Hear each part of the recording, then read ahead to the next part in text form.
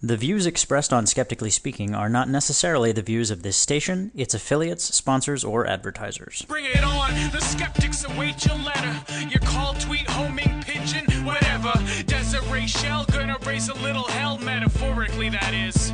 Cause we're skeptically speaking.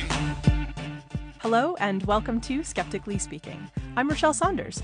Today's show is all about autonomous robots and how they're being used in research to expand our knowledge and capabilities. Later on in the show, we'll talk to Steven Waslander, Assistant Professor of Mechanical and Mechatronics Engineering at the University of Waterloo, about his team's entry into NASA's Sample Return Robot Challenge.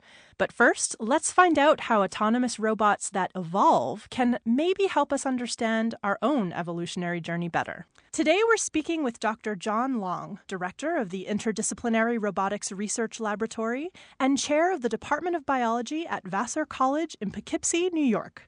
He's a professor of biology and cognitive science, and his research ranges from the evolution of robots and fish to the biomechanics and physiology of locomotion in animals. Today, he's here to discuss his book, Darwin's Devices: What Evolving Robots Can Teach Us About the History of Life and the Future of Technology.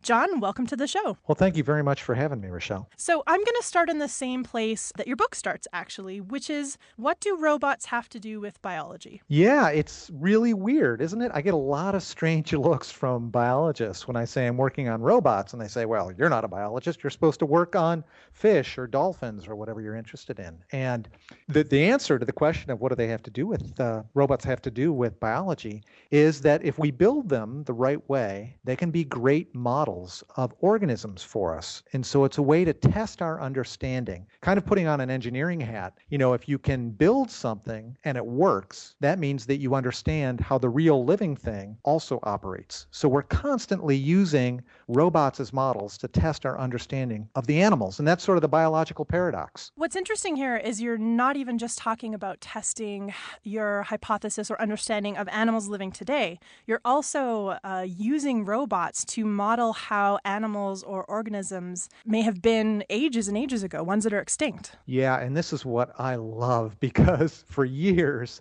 I would go crazy wanting to figure out about the origin of vertebrates. That's the group of animals to which we belong. They're animals with backbones. And the very first vertebrates were alive over 500 million years ago. And so there are some really cool fossils. But the problem is, dead fossils tell no tales, right? There's no behavior there. You just have the bones. And so you have to try to reconstruct what happened. I kind of like to think of it as if we could do a new episode or a new series of CSI and call it CSI Evolution. And what we do is we'd reconstruct the evolutionary crime scene, use the physical evidence that's available to us. And what we would do is build robots that were meant to be those animals 500 million years ago, and let those robots behave in the crime scene, which is the ocean, which is where these first fishes were actually evolving. Now, you turn to robots. You've decided to turn to robots in your research. But I know that both in your history and for some other biologists, they're actually turning more towards computer models. What's the sort of difference between the two, and when might you pick one over the other? I find that I can make everybody angry at me. I get the biologists upset when I say, hey, we can study biology using robots. And then I get the computer scientists upset when I say, you know what? Physically embodied robots that are there in the tank, are actually better models of swimming fish than what we can do on the computer. And I don't mean to get people upset, but it's just a way of getting at the fact that everything you do in terms of a different kind of model, be it a computer model or a robotic model, has pros and cons, plus and minuses. And so to your question, when is a computer model a good model? Computer models are great if you need to run hundreds and thousands of generations of artificial evolution. They're not as good as our robotic models, though, in terms of actually getting the physics behind the propulsion. The great thing about physically embodied robots is you get the physics for free. You don't have to model it. And what's really tough, if you've played video games or you've seen movies, is where they do a lot of animation, is getting the physics of swimming right. So we actually use both robotic models and computer models in our research to try to handshake and work together to either get very rapid evolutionary trials with the computers or very physically accurate trials with our robots. What other benefits might there be from choosing to use a robot? I know one of the examples you gave was that you can either sort of shrink or enlarge certain parts, depending on what you're looking for, trying to test. This really gets to, Rachelle, the whole reason you model. A really good model in science allows you to simplify the world so that you can understand it. And yet in that model, you've captured something really essential about the world. And so scientists don't want to admit it, but modeling is kind of an art form in the sense that you're dealing with all this complexity as artists do, and you're making decisions about it. Your decisions are informed by your intuition as a scientist, but you really have to try to build that model to understand how close you are, right? So one of the things we do with our robotic models, in addition to isolating parts, is we simplify the fish that we're trying to reconstruct. We have a system in which we have the tail that moves back and forth in order to push the fish through the water. And we have a very simple sensory system, an eye, and what's called a lateral line, which is the equivalent of an inside-out ear that a fish has on its body. And that can detect pressure waves in the water. And then that sensory system, the eye and the inside-out ear and the tail, are connected by this thing we call a brain. And our brain in our robotic fishes is quite simplified as well. But the whole thing, we put it all together, we have an autonomous system. That is a robot that operates on its own without anybody doing remote control. And so then we create a population of these simplified animal models that we call these fish robots. We put them in a tank together and we stand back, videotape them, let them go. And that's when we play the game of life. So we can simplify, we can reduce, and we can understand. So I'm assuming when we're talking about simplifying these robots, you're not necessarily trying to, let's say, replicate the organism in its entirety. Is there something specific you're usually trying to test with these? We're always after some specific hypothesis. And a hypothesis, as you know, is just a fancy way of saying our best guess as to how the system is working. So as you mentioned in the intro, part of where I started out is trying to study animals by doing this thing called biomechanics, which I like to think of as sort of reverse engineering. You start with a fish or a dolphin and you say, how the heck is it doing the incredible athletic things that it's doing? And so then you reach into the engineer's toolkit and you pull out from her toolkit equations and tests and things like that to try to understand how the animals are put together to allow them to do what they can do. The problem with that approach is there's only so much you can do on a system that is so complex. So let me give you an example of how we got to making a certain kind of simplification. As I mentioned, I'm really interested in the evolution of vertebrates, this group that's 500 million years old, these animals with backbones. And the irony is that the first vertebrates didn't have vertebrae, the bones after which they're named. So early on, these bones in the back had to evolve. So why did that happen? And from biomechanical studies, working with great colleagues and students in my laboratory, we have some ideas about the importance biomechanically of having these bones in your back. They make your backbone stiffer. You have a stiffer backbone. You can store more energy. You can swim faster. But that doesn't tell us what happened evolutionarily. What were the selective forces that drove it? So we took our biomechanical understanding and we had this best guess about what happened evolutionarily. Our guess was, hey, early on, animals that had a few vertebrae were probably faster swimmers. If they were faster swimmers than those animals who didn't have vertebrae, they could probably be better at foraging, finding food, and they could probably be better at avoiding predators. So eating and avoiding being eaten, those are pretty basic things. So that was our guess as to what was driving then the evolution of vertebrae. So that's a very specific example of what we did, and you had a question about it. How do you simplify? Why do you simplify? It was to test that hypothesis about the origin of these vertebrae. If we're talking about evolution, then I'm guessing that it's not just about building the robot, but also about, building the environment that the robot interacts in, because we're talking about evolutionary pressures that would push a creature to evolve. So do you also have to take sort of consideration of where you're putting the robots, what kind of environment they're in? Absolutely.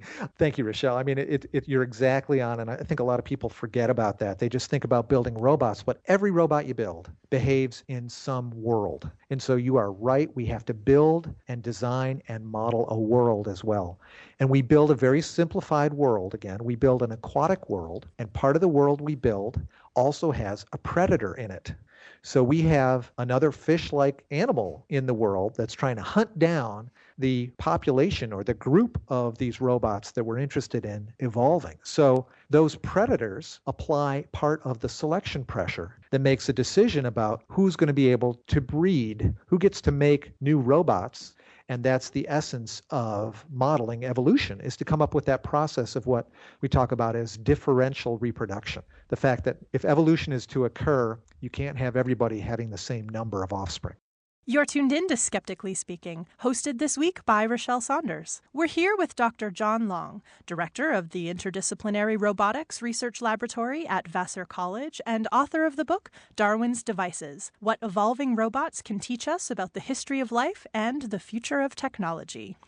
Okay, so before we get into your robots too much, which we will come back to, I want to define a couple of terms. You use the words agency and autonomy in your book a lot. What do those mean exactly? If you are an agent, where this comes from is cognitive science and also artificial intelligence. It speaks to the fact that you operate independently without any outside control.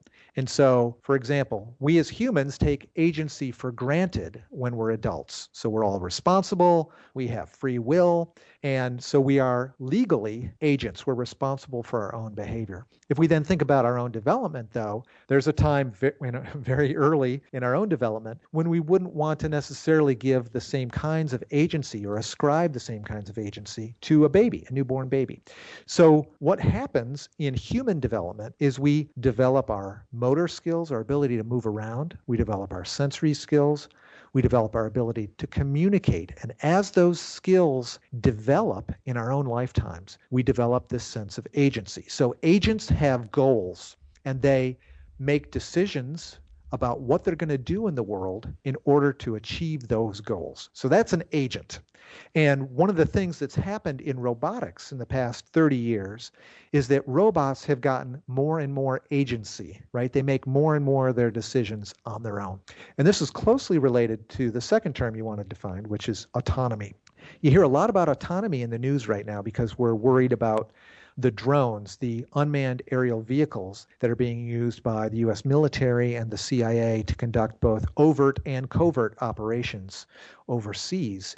And right now, all the unmanned aerial vehicles that are in operation have a human in the loop, meaning there's somebody sitting there watching a video screen and making the decision about, does the machine fire a weapon or not? Or does the machine turn and go away? Is it just a surveillance trip? Now, what is the machine itself doing? Well, it's got partial autonomy, meaning partial independence, partial independent operation. And that is the machines themselves control a lot of the little things that a pilot would do if the pilot were flying it, keeping it at altitude, using onboard sensors to nail down a navigational direction and fly in that direction. And the human has taken over the autonomy of actually deciding if this vehicle is going to be used as a weapon or not. So we talk about levels of autonomy and types of autonomy. So there's a behavioral autonomy that we think about. I don't know if you have a Roomba or not. Do you have a Roomba? I do you know sure what a Roomba do. Is? You do? I do. That's awesome. I love my Roomba.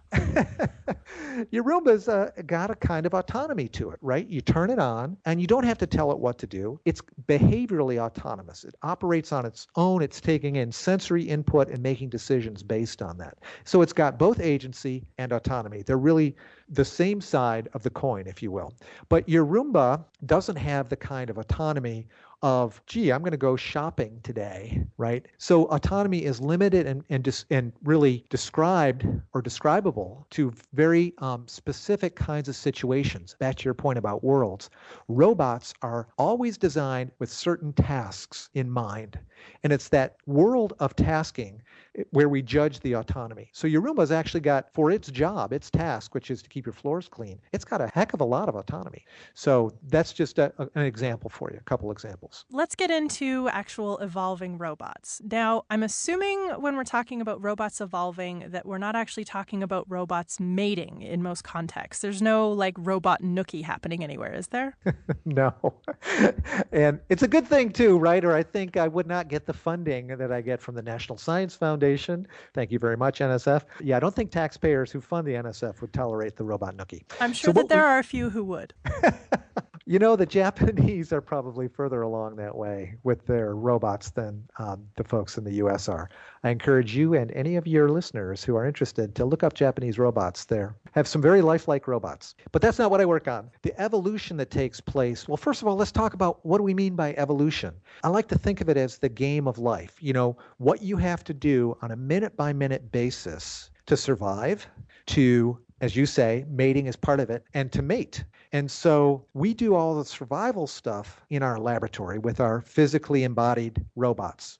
And I mentioned having a predator present.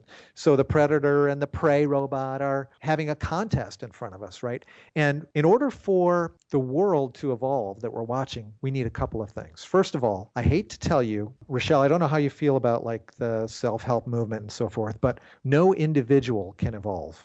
I did know that, and I also did suspect it. Yeah, we really can develop and we can learn, but what evolves is a population, that is a group of organisms that are at one time and in one place, interacting and breeding, potentially breeding.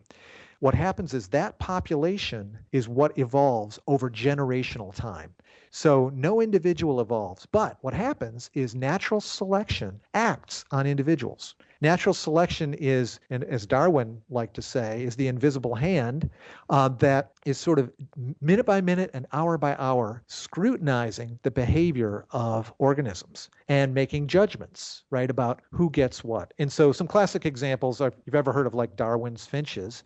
We can correlate very precisely the size of the beak of those finches to the different kinds of seeds that those beaks can crush. And in very dry years in the Galapagos Islands, you really need a big beak that's very powerful to crush the seeds that haven't been dried out, and these are big, tough seeds.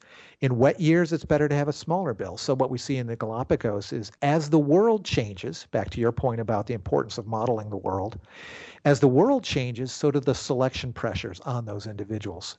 And so those individuals then either breed or don't breed. And those that breed, there are some that breed and make a lot of children and some that breed that don't make a lot of children. So that's how we set up, that's the relationship between selection, which acts on individuals, and evolution, which is something that takes place from generation to generation. You're listening to Skeptically Speaking with Rachelle Saunders, and we'll be back with more robots and evolution after this message.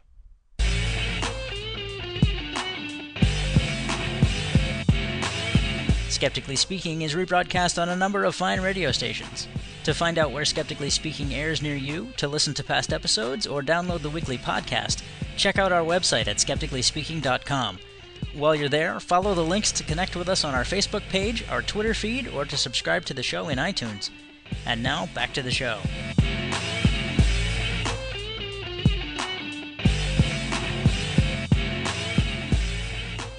Welcome back to Skeptically Speaking.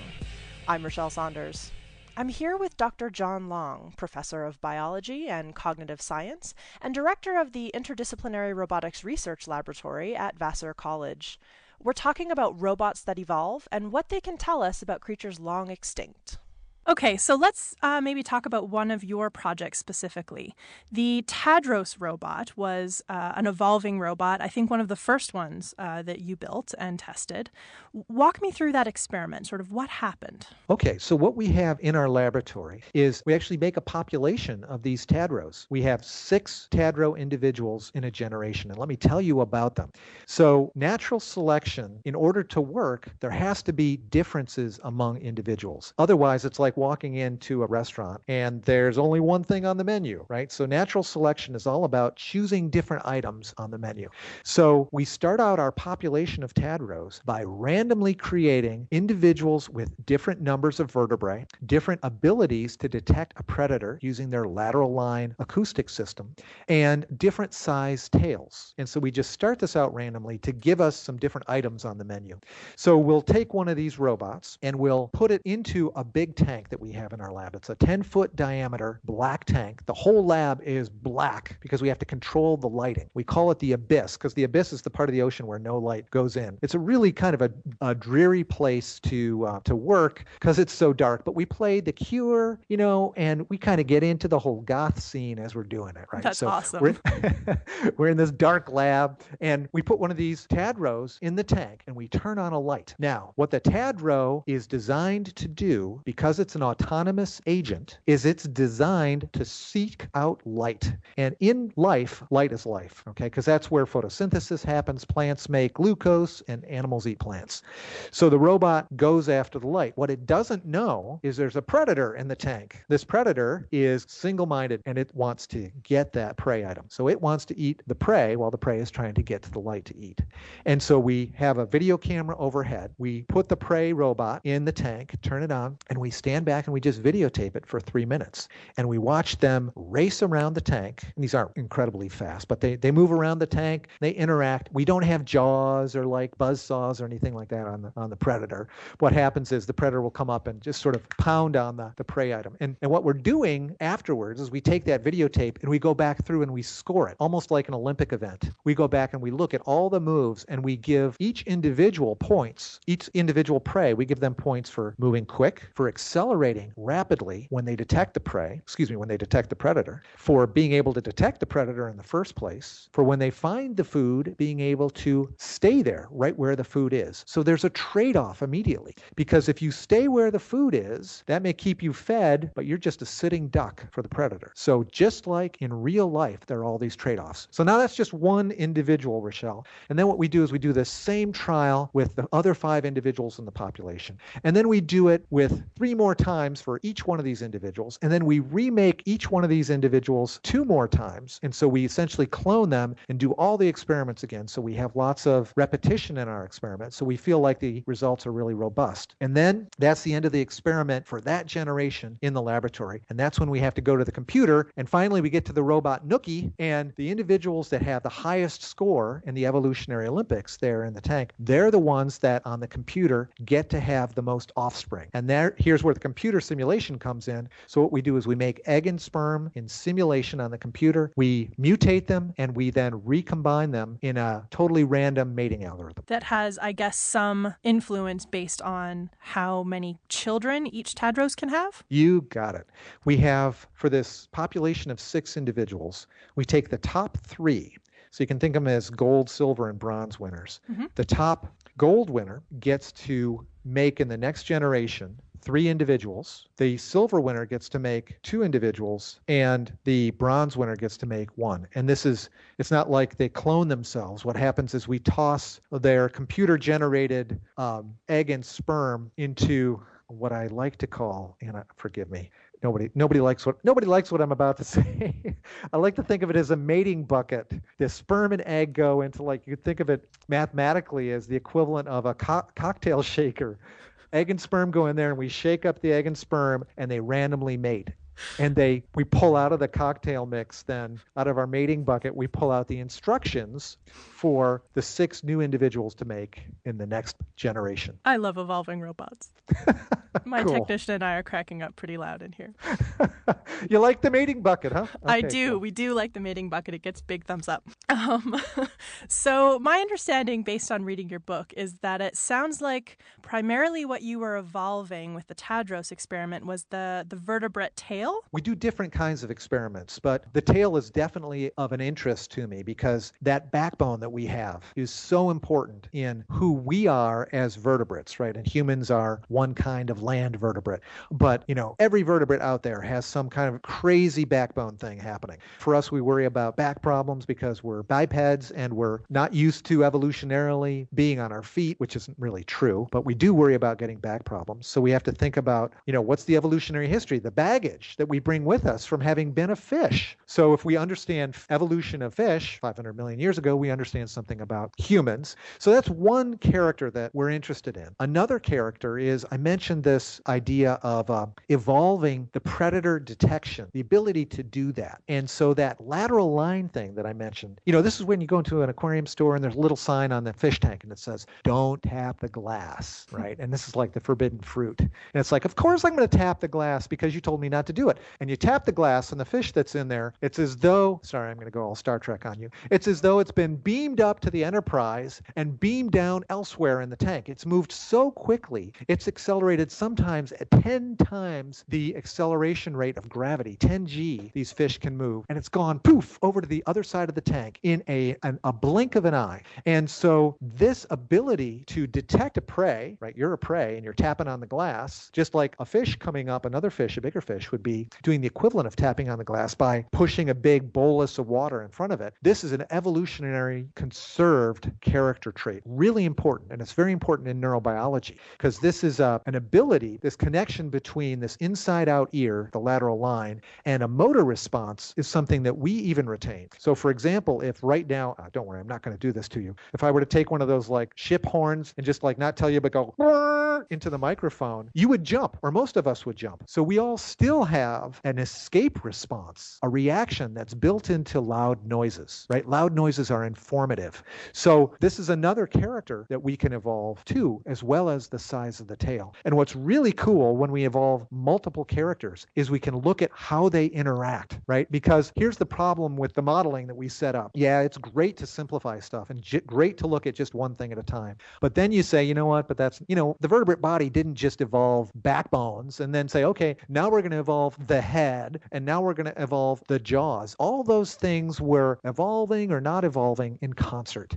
So once you understand the simplest model, the next trick is to put some spices back in that include some more complexity. And the spices that we've put back in on top of the backbone are these sensory systems. You're listening to Skeptically Speaking with Rachelle Saunders. Okay, so you actually ran an original version, I believe the Tadros 3 experiment, and do correct me if I'm wrong there, testing a simpler version of the Tadros. Yep. And what happened when you actually sat down and crunched the data? That was very simple. We were just looking at the tail, and we wanted to know if we applied a selection pressure. Our hypothesis that we were testing was that, look, selection for getting food, right? That's got to be there for any organism. And so let's see if that selection pressure alone is sufficient to drive the evolution of vertebrae. Our hypothesis was that it was.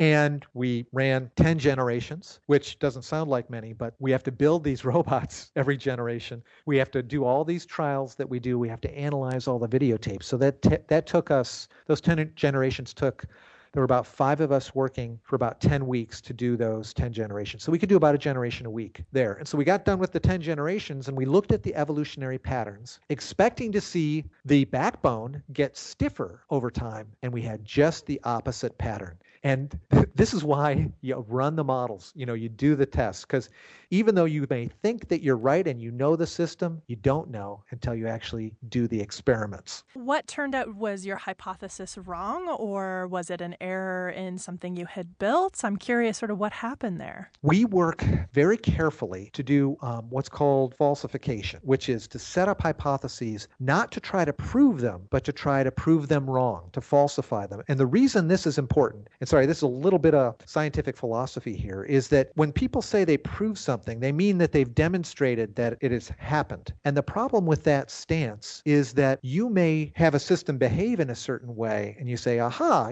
here, look, these Tadros, they have stiffer tails, they get more food, therefore that proves that evolution happened that way. And so if you go down a road like that, what you don't pay attention to are other factors that you may have ignored that may be the causal agents, the things causing that behavior. So if you're careful to falsify, to try to prove yourself wrong, I know you'll appreciate this on this show, that's really being a skeptical scientist, right? Is you always think that your ideas are wrong and you set out to prove them wrong. And it's only when you can't prove them wrong, after repeated attempts to do so, that you say, you know what, this looks like a fact, or this looks like something close to the truth, as opposed to what we tend to do when we're out to prove ourselves right, is we select the data that proves ourselves right. That's called confirmation bias. We're all very very susceptible to it. Every politician does this. You pick the data, you cherry pick the data to prove your own argument. And unfortunately, some scientists can get into this as well. So to your point, so we proved our hypothesis wrong, and we were happy that we had. It wasn't a problem with the tests. It was a good experiment. And what we say is, you know what? We don't think the selection pressure for feeding alone, for enhanced feeding performance, was sufficient to have driven the early evolution of vertebrates. So by negating that hypothesis, we learned something cool, right? Which is, hey, we don't know what we're talking about yet. So we got to find the next idea to test. There is a great line in your book that I would like to have emblazoned on my wall above my desk, which is, in science, this kind of failure is called progress. I really liked that one. Well, I'm glad you did, because man, my students get really bummed out when, first day they come into the lab and we're, getting ready to this idea of falsification and stuff. And I say, look, I want you guys to get used to the idea that we're trying to fail here, right? I mean, that's the whole game. And we're trying to falsify the hypotheses, which is a kind of failure. And also, when we sit down to actually design or build a robot, you know what? It's not going to work most of the time. It's going to fail. And that failure is, in that sense, as well, progress. Because, as my undergraduate advisor said, a guy named Butch Rommel said to me many years ago, he said, if you're not failing, you're not trying hard enough. So it's something that works in a strictly scientific sense, as you're bringing up, but also works in a creative sense as well. When you think about people like Edison, designing the light bulb, and what did he try? 200 or 300 or 2,000 different kinds of filaments before he got the one that worked. And that's the perspiration part of what he talked about with innovation as well. So yeah, we're walking around failing, and failing on purpose. After the Tadros 3 progress, is what I'm going to call it, you turned around and did the Tadros 4 experiment, where you made some really significant changes to both the robot and your process. This is also where you added a predator into the tank, correct? In that first trial with the Tadro 3s, where we were just looking at feeding, we didn't have the predator present. And so, again, this is the careful complication or complexification, to create a bad word, that we wanted to do, thinking, okay, look, just feeding alone isn't sufficient. So what if you had to feed? Because everybody still has to feed. So we don't want to take that away. But what would you add to that? Well, a logical thing is that selection pressure for predation. And what we know, here's where this wonderful handshaking comes along with living fishes and studies on living creatures. We know from living fishes out in the wild that if you put, for example, a predator into a lake, it changes. It evolves the population of prey fish in that lake very rapidly. And so we know that predator selection is a really strong evolutionary force in the wild. And so this seemed to us to be a good reason to try that next. There's also been a lot of hypothesizing that the 500 million years ago, when this explosion in body forms happened that we call the Cambrian explosion, there's been hypothesizing that that was actually caused by the evolution of predation itself. So given that we were down in the same area near the Cambrian explosion, we thought, you know what, this is a good place to try predation as well. So we coupled that with feeding and made the evolutionary process thereby more complex. So what was the result of the Tadros 4 experiment? Yeah, well, so if I weren't being careful, and let me just not be careful for a second, what I would tell you is we proved our hypothesis that selection pressure for enhanced feeding and predator avoidance was sufficient to evolve vertebrae. But I won't do that. So let me be careful, okay? So the careful way to phrase that is we were trying to falsify the hypothesis that selection for enhanced feeding, enhanced predator avoidance was the cause of the evolution of vertebrae. And we were unable to refute that hypothesis. So that's the careful way of saying it, okay? And by virtue of being unable to refute that hypothesis or to disprove it, what we say is we have tentative support that this may be a at least probable or possible cause for the evolution of vertebrae. So we try to be very cautious about that. Leave open the idea that we should try different experiments. Leave open the idea also, in the case of fossils, that we can never hop in the TARDIS and go back and look at what was actually happening 500 million years ago. I'm sorry, my daughters have me into Doctor Who right now. And so the TARDIS, in case you don't know, is Doctor Who's time machine, right? So we can't go back and see what happened 500 million years ago. So we'll never know for sure, right? So the best we can say is this is a possible cause of the evolution that happened 500 million years ago. So is there a Tadros 5 in the works? Well, we're doing a couple of, I would say, sort of daughter of or son of Tadro experiments right now.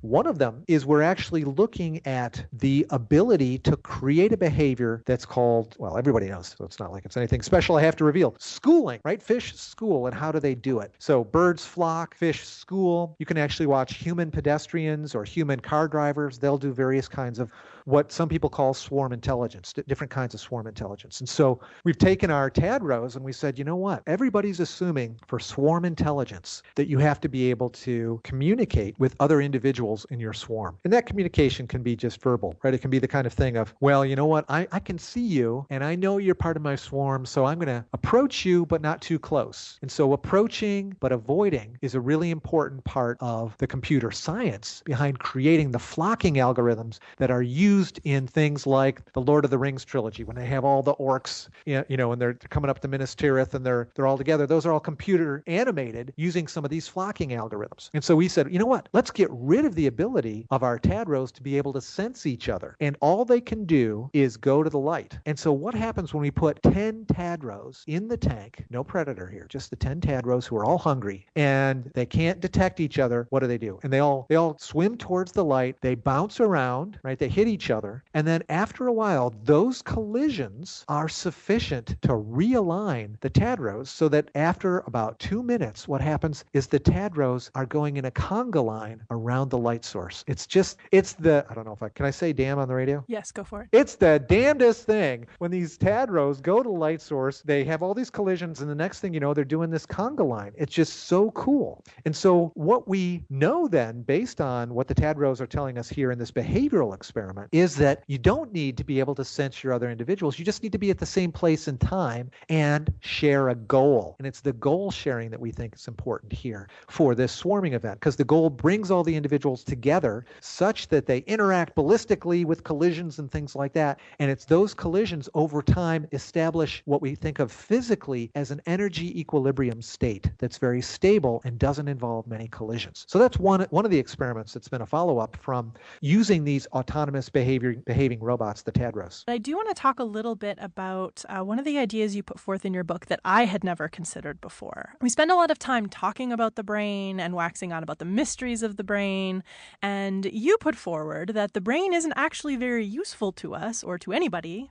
without a body attached to it, which I had never thought of before. We are such a neurocentric species, right? And there's so many interesting things. And let me just skip quickly to the fact that, we humans, we always want to be number one, right? It's like we rule the planet. Look, we got language. We got all this technology. It must be because of our great brain, right? Because we look at other animals and we're like, well, what do we got that nobody else has? Well, we have this relative to our body size. We have this giant brain. We know the brain's important for intelligence. Boom, this must be the answer. But what people neglect is one of the things that humans have is we have amazing manual dexterity, right? So we have 10 digits in our two hands that have amazing fine motor control. We make jokes about, who's got an opposable thumb in the animal kingdom and stuff like that. Well, an opposable thumb's really important, but so is each finger having 1, 2, 3 joints that can bend, each finger under independent control. And guess what? We have a lot of our cortex in our brain.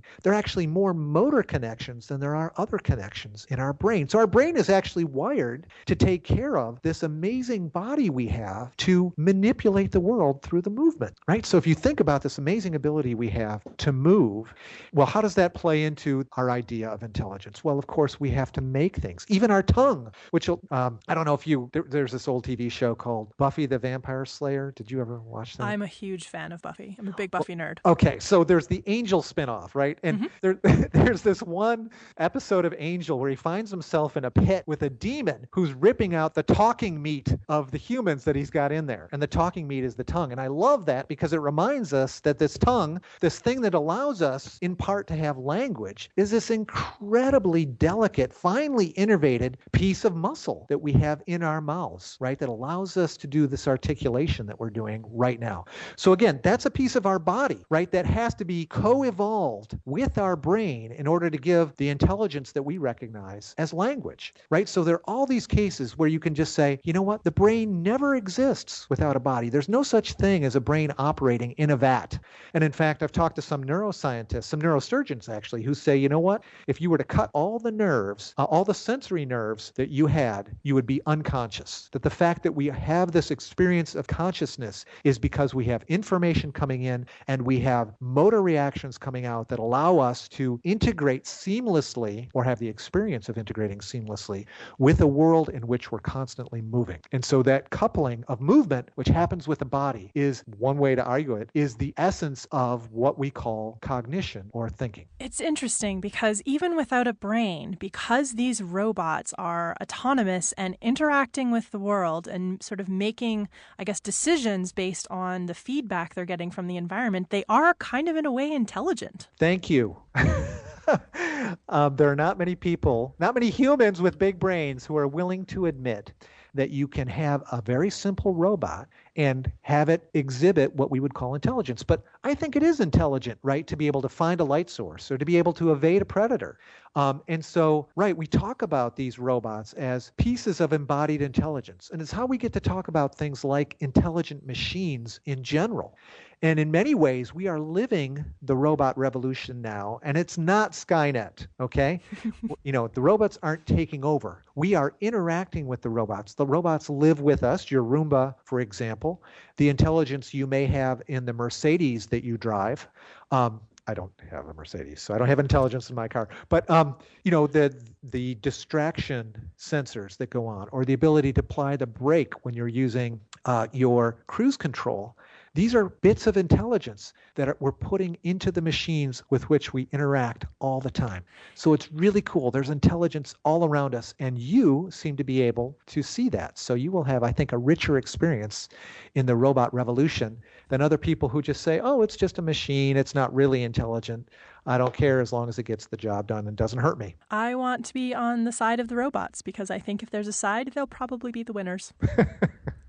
John, thanks so much for being here. Oh, you're welcome. If you want to learn more about the Robotics Research Laboratory or Dr. Long's research, you can visit his website at pages.vassar.edu/Darwin's devices, a link that will be available in our show notes. You can find those show notes on our website at skepticallyspeaking.com. On the next episode of Skeptically Speaking, guest host Rachelle Saunders explores the ways that math can help and hinder the pursuit of justice. Rachelle speaks to mathematician Layla Schnaps, co-author of the book Math on Trial: How Numbers Get Used and Abused in the Courtroom. And she's joined by Patrick Ball to talk about his work as executive director of the Human Rights Data Analysis Group. That's next week on Skeptically Speaking, on your local radio station, or online at skepticallyspeaking.com.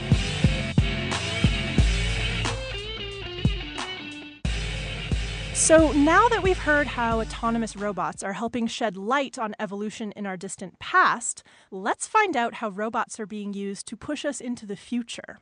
One of NASA's centennial challenges is the Sample Return Robot Challenge, designed to spur innovation in autonomous robot design. I'm joined by Steven Waslander, assistant professor in the Department of Mechanical and Mechatronics Engineering at the University of Waterloo, and the director of the Waterloo Autonomous Vehicles Laboratory in Ontario, Canada. He is the academic advisor to the University of Waterloo Robotics team, which recently competed in the 2013 NASA Sample Return Robot Challenge.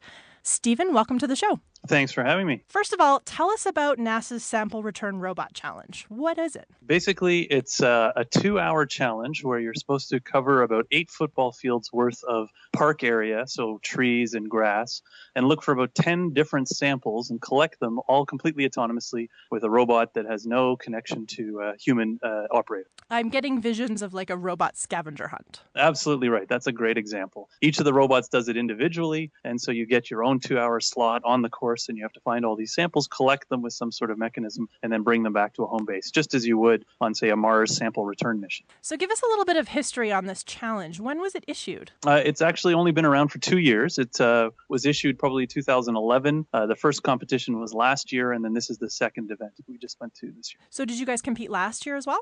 We did, yeah. We were there the first time round and did much better the second time. Awesome. So do you get the full year to prepare, I guess? Yeah, you can spend as much time, include as many people as you want. There's basically no limitations on how your team prepares itself. I know that your team at the University of Waterloo is actually quite large. Because we're a university, we have a lot of students that are interested in doing extracurricular projects, partially to just boost experience, increase their opportunities in terms of what employers are looking for.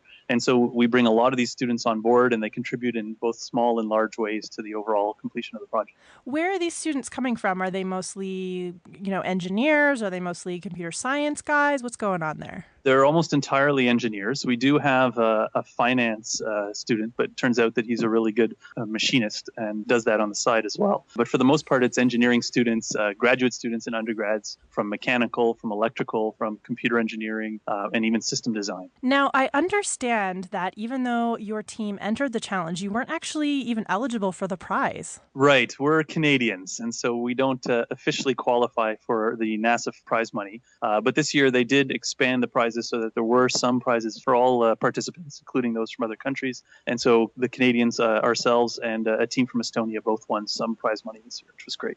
The things we do for love. Yes, exactly.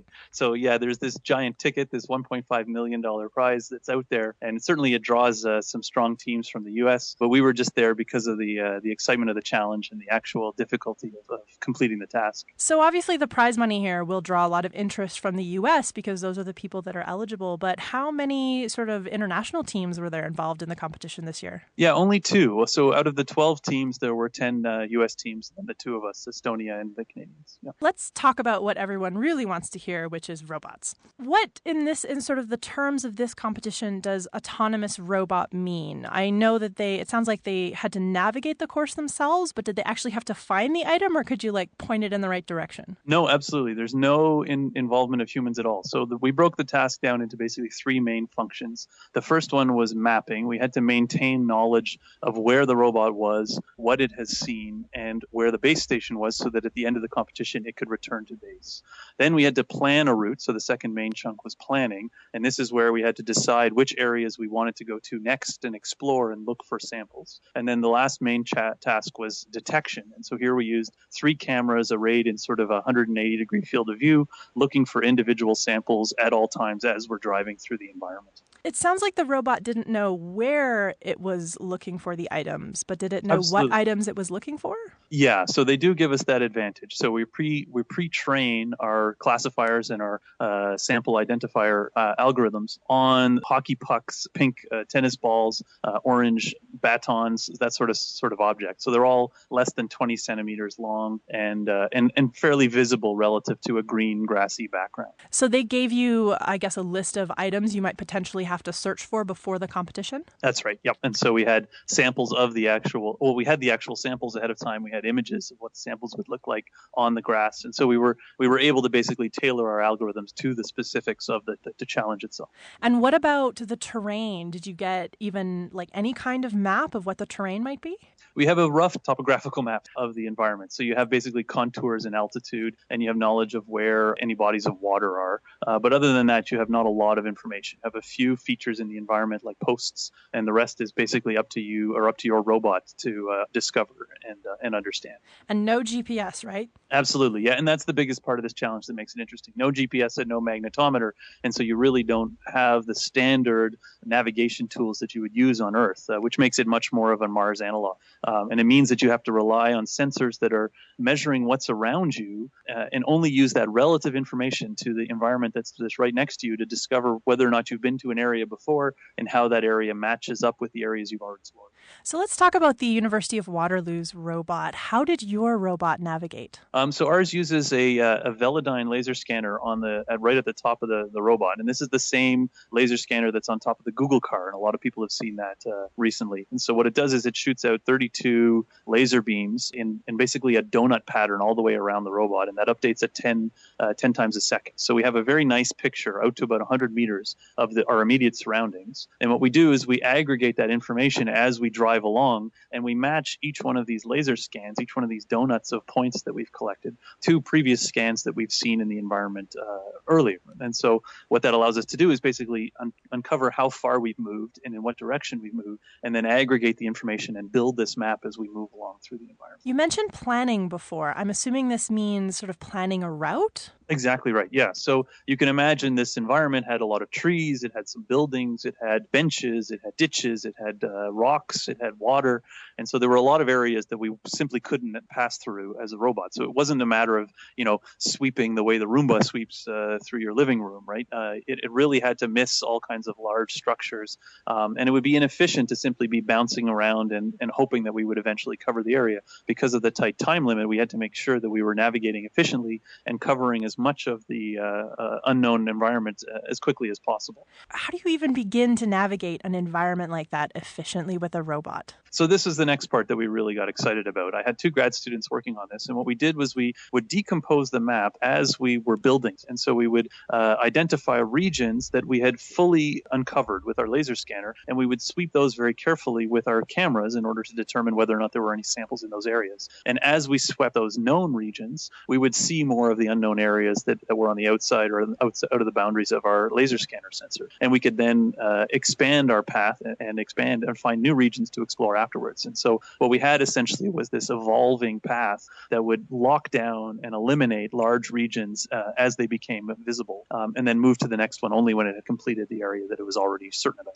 How close did your robot have to be before it recognized the item it was looking for? So we had maximum field of view of about 3 meters from our cameras. So anything outside of 3 meters on either side of the robot, so basically a 6-meter swath, was a bit too far for us to see. And really this came down to the angle at which we could see the objects lying on the ground. Outside of 3 meters, it was possible for the objects actually to be occluded by the grass. And so it was unreliable to detect outside of that range. So all of these paths that we were navigating, we had to basically sweep with a 6-meter pattern. So we would be literally going back and forth 6 meters at a time over each one of these areas. And how wide did you say this course was? Maximum of 80,000 square meters, or 8 football fields in length. So our calculations were that it would have taken us at top speed, which was 2 meters per second, about 95 minutes to actually cover every possible region in the environment if it was the full 80,000 meters of area, right? As it turned out, it was actually far less than that,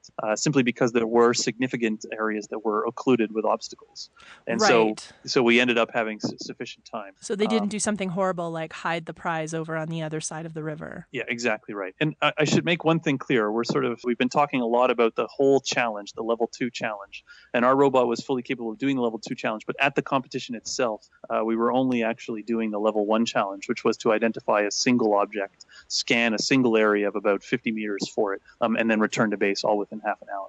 Sorry, that was the first challenge. And then I guess if you passed the first challenge, you got to go on to the second one? Level 2, exactly right. Yep. Oh, so where was the challenge for you guys? What tripped you up for level 1? So level 1, basically we were able to complete everything in level 1 with one exception. We had to collect the initial sample, which had a large hook on it, and that large hook actually got stuck on our collection mechanism instead of safely being stored inside at the center of the robot. So after we completed our scan and had identified that object and picked it up, when we returned to base, that object was still dangling off the front of our collection mechanism at the front of our robot. And so when we parked ourselves beautifully right on the spot we were supposed to park ourselves, the sample itself was still dangling about 5 centimeters outside of the safe region or of the home base. And so basically we were within 5 centimeters of having qualified for level 2. Oh no. Yeah, it was absolutely heart-wrenching. Oh, 5 centimeters. Yeah. And so we were basically the first team that did the full demonstration of the entire level 1 sample collection and return to base. And yet we were only within a hair of actually completing the challenge. Yeah. You're listening to Skeptically Speaking. We're talking about cutting-edge robotics with Steven Waslander, academic advisor to the University of Waterloo Autonomous Vehicles Laboratory and assistant professor at the University of Waterloo. There seems like a lot of elements involved here: navigation, planning, retrieval, stability if you're going over different kinds of terrain, search and identification, size and weight restrictions, time restrictions. What did your team find the most challenging? Definitely it was on the integration side. Because we had 2 years to build this, the core algorithms, the 3 pieces that I described, were reasonably mature, although I'll say that the sample detection was probably the hardest aspect in terms of getting it reliable enough to work every time in the competition. But this year we focused on basically a full redesign of the hardware of the robot and on the sample collection unit, this unit that was supposed to pick up all of the samples. And those pieces, bringing all of those together and then getting all of the algorithms on board and testing every possible situation. That was literally the last 3 months of the year, and it was an absolute rush. It was an unbelievably complex challenge, and it's exactly as you're describing. There's so many aspects, and there were so many failure modes, and there were so many small cases that had to be checked and confirmed, and so many unforeseen situations that the robot ended up in at the competition. That really was the most difficult part. What were some of the unforeseen circumstances? For example, the sample getting stuck on the collection mechanism. This was one that we hadn't predicted, and most of the time when we were collecting it, there was no issue at all. There were issues with the grass length, complicating the detection algorithms in the right, simply because we're relying on vision data there. And so if part of the object is occluded, if you can't see it until you're basically right on top of it, then it becomes quite challenging to actually detect it. And so all these sort of things just kept cropping up, these handshakes between different aspects of the algorithm. Should we return back to the home base immediately when we've detected that we've collected a single sample, or should we keep trying to collect samples until we're absolutely certain that one has been restored? These were the sort of issues that had to get resolved. So there's some strategy there as well, and that would have been for the level 2 section of, do you sort of take what you can get and sort of waste the time in lots of return trips, or go and get as much as you can and hope you can make it back in time? Exactly right. And does all of that decision making have to rest within the robot? Absolutely. Yeah. There is no, as I've said, there's no human intervention at any point in the mission. In fact, they impound the vehicles at 8 p.m. the night before. And it's not the competitors, but it's actually the officials that boot up the robot, that press the single start button to launch all of the scripts on board and get the robot up and running. And so it's actually interesting at the competition, you'll see most of the robots simply sit there for 2 minutes at the start of the challenge, booting up all their computers and running all their test scripts. And so this is basically how hands-off it is, how autonomous these vehicles have to be. So how similar were the different robots designed and created by the different teams? I'm not necessarily talking about looks, but in how they functioned, how they navigated, how they sort of solved these problems that an autonomous robot has to solve. I'd say there were 2 main strategies. There was ours, which was essentially trying to fully understand the environment, map the environment, and keep track in great detail, basically maintain a consistent map throughout the entire process, and thereby improve the efficiency of the overall collection. And there was the other class, which was essentially working on dead reckoning, which was basically looking to identify the base station from a long distance away. And so they could simply wander the environment, and at some point, as long as they could look back and see the home beacon, they would eventually be able to find their way back. So there was sort of the advanced autonomy option and the fail-safe or a decoupled strategy that a lot of teams use. Since I believe this was the second sample robot competition, is there going to be a third? It sounded fairly optimistic. Yeah, each year they go through the same process with NASA, making sure that the people that hosted it can host it again, and that NASA wants to continue the challenge and that they haven't learned all the answers to their giant challenge. Of course, since nobody won and in fact nobody entered the level 2 competition, I'm fairly confident they'll want to run it again. And we also showed significant progress over year 1. So a lot of the same teams returned with much better designs, much more reliable robots. And so I have a very strong, it's very likely that we'll see another competition next year. From year 1 to year 2, did you work over the same terrain and with the same objects, or did they change that up year after year as well? No, it was basically the same setting.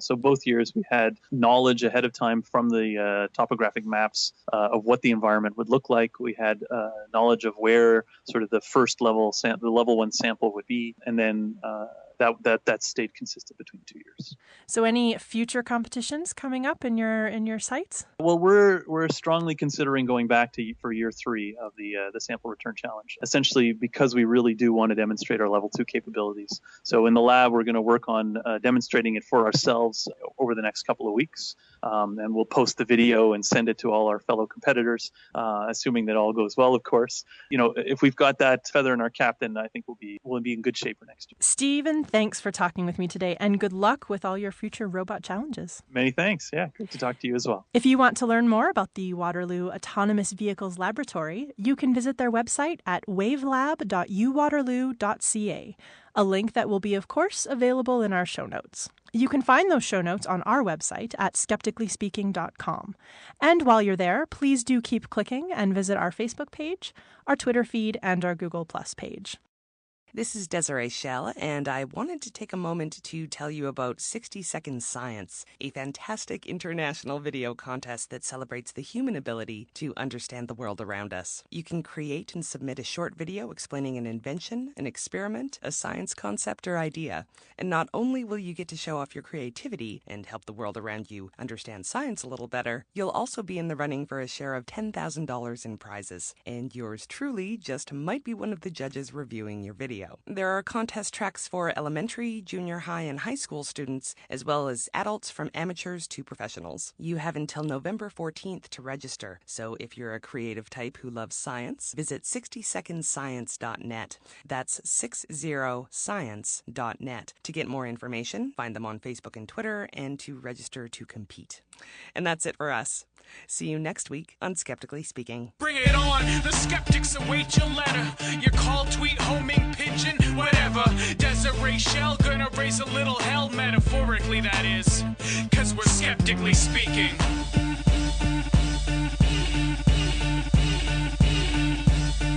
Skeptically Speaking is produced and distributed by Suburban Panic Media. Our guest coordinators are Rachelle Saunders and Ed Haynes. Our social media manager is Chelsea Butler. Helen Quivalon is our publications coordinator. Ryan Bromsgrove is our production manager and assistant editor. Josh Witten is our researcher. The show is edited by K.O. Myers. Our theme song was written and recorded by AOK. And I'm your host, Desiree Schell.